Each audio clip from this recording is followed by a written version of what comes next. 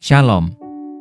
Selamat datang di Renungan Harian Rhapsody of Realities Indonesia, edisi 12 Juni 2025. Mengakui dan mendeklarasikan kebenaran. Bagi Dialah, yang dapat melakukan jauh lebih banyak daripada yang kita doakan atau pikirkan, seperti yang ternyata dari kuasa yang bekerja di dalam kita. Efesus 3 ayat 20. Sadarkah engkau bahwa ada kuasa yang bekerja di dalam dirimu?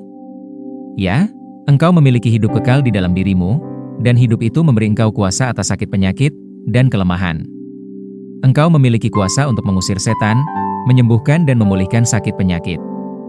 Engkau diberi kuasa untuk hidup dalam kemenangan dan kemakmuran yang tak berkesudahan.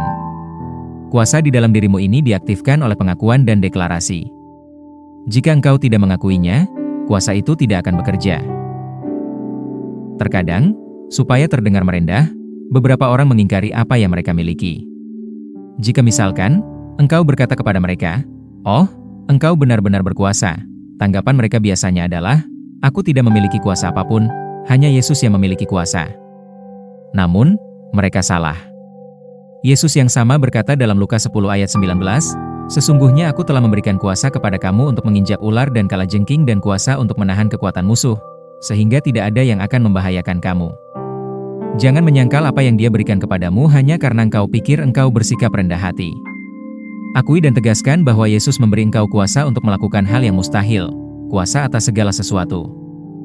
Pikirkan tentang hal ini. Dia memberi kita Roh Kudus untuk tinggal di dalam kita. Menurutmu apa yang Dia lakukan di dalam dirimu? Siapakah Roh Kudus? Roh Kudus adalah kuasa Allah. Kisah Para Rasul 1 ayat 8 mengatakan, "Tetapi kamu akan menerima kuasa kalau Roh Kudus turun ke atas kamu." Itu berarti ketika engkau menerima Roh Kudus, engkau menerima kuasa. Perhatikan cara Yesus berbicara. Ia berkata, "Sebab sama seperti Bapa mempunyai hidup dalam dirinya sendiri, demikian juga diberikannya anak mempunyai hidup dalam dirinya sendiri." Yohanes 5 ayat 26. Beberapa orang mungkin berpikir bahwa ia terlalu sombong untuk mengatakan hal itu, tetapi ia menyatakan kebenaran.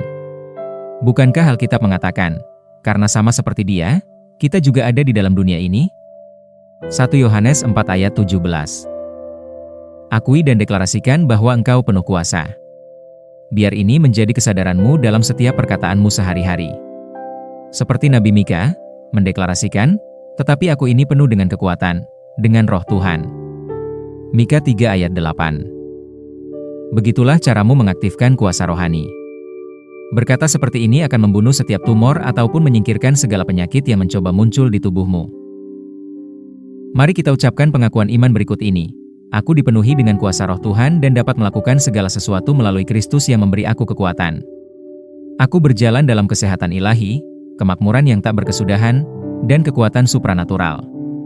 Aku menang atas setiap kesulitan karena aku berfungsi dalam otoritas dan kekuasaan Kristus, yang di dalamnya aku hidup, bergerak, dan ada. Amin. Ayat renungan hari ini terdapat dalam Filemon 1 ayat 6, Kisah Para Rasul 1 ayat 8, 2 Petrus 1 ayat 3.